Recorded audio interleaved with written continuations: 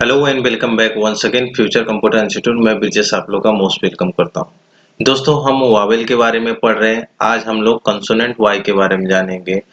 Consonant Y जो होता है कभी कभार ये वावेल की तरह कार्य करता है। आज उसी चीज के बारे में हम लोग चर्चा करेंगे और जानेंगे ऐसा कौन सा कंडीशन है जब कंसोनेंट वाई वावेल का कार्य करता है यानी कि स्वर का कार्य करता है। तो देख लेते हैं। अगर पुराने वीडियो आपने नहीं देखे जरूर उसको जाके देखिए। प्लेलिस्ट में जाइए, डिस्क्रिप्शन के नीचे भी रहेगा लिंक, वहां से भी जाइए, चेक कीजिए, सीरीज बाय सीरीज पूरा देखिए। चलिए यहाँ पे शुरू करते हैं प्रोनाउंसिएशन ऑफ कंसोनेंट वाई। आप यहाँ पे देखोगे अक्षर वाई को अंग्रेजी भाषा में व्यंजन के रूप में और स्वर के रूप में प्रयोग किया जाता है।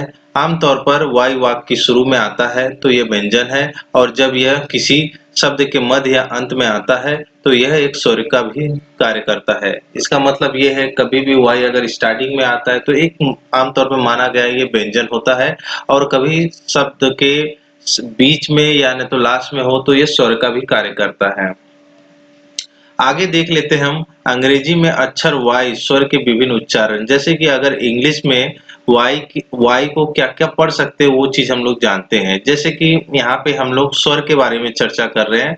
अभी ये व्यंजन है मैं मानता हूँ, लेकिन अभी हम लोग यहाँ पे वाई को स्वर में पढ़ा जाता है उसके बारे में हम लोग चर्चा कर रहे हैं। तो यहाँ पे देखिए वाई को हम बड़ी ई भी पढ़ सकते हैं, आई भी पढ़ सकते हैं, ए भी पढ़ सकते हैं और आई भी पढ़ सकते हैं। ये सारे चार कंडीशन हम लोग पढ़ सकते हैं, और ये डिपेंड करता है वाई के आसपास के अक्षर पर। जैसे कि आगे में आप यहाँ पे देखोगे वाई का एक स्वर के रूप में आई के लॉन्ग उच्चारण वाले शब्द, यानी कि इस एग्जाम्पल में आपको मिलेगा वाई तो है लेकिन उसका जो प्रोनाउंसिएशन होगा, जो बोलने का लय होगा, उसमें आई आएगा लेकिन वो भी लॉन्ग वाला आएगा। तो यहाँ पे हम लोग देख लेते हैं पाइथन। आई आ रहा है यहाँ पे लॉन्ग है क्योंकि ये वाई जो है सेंटर में है, और या नहीं तो लास्ट में होना चाहिए, तो हमारा अभी यहाँ पे सेंटर में है। तो यहाँ पे आप इसको देखोगे क्या बोला, पाइथन, आई का आ रहा है साउंड, पाइथन का मतलब अजगर। उसी तरह से cycle, cycle, hygiene, type, cry, से, ट्रे, रिप्ले, अलाई, आई आ रहा है, रिप्लाई, रिप्लाई, अलाई और जुलाई।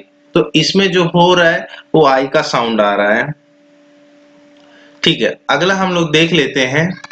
अगला क्या बोलता है, अब वाई को पढ़ेंगे लेकिन इसके अंदर जो साउंड आएगा वो क्या होगा, शॉर्ट आई का आएगा। आई आई का साउंड आ रहा है यहाँ पे हेम, ऑक्सीजन, टिपिकल, जिम, लिरिक्स। तो इसमें क्या हो रहा है, आई का साउंड यहाँ पे आ रहा है। उसी प्रकार हम लोग वाई एक स्वर के रूप में ए के शॉर्ट उच्चारण, यानी कि अब वाई को ए भी पढ़ सकते। कौन सा ऐसा कंडीशन होता है वो देख लेते हैं। जब वाई स्वर ए के बाद आता है, यानी कि जब ये वाई ए के बाद, यानी कि कोई भी ऐसा वर्ड होगा उस वर्ड में ए होगा, ए के बाद वाई होगा, ठीक है, ऐसा बोल रहा है, तो इसे एक अर्ध स्वर के रूप में माना जाता है।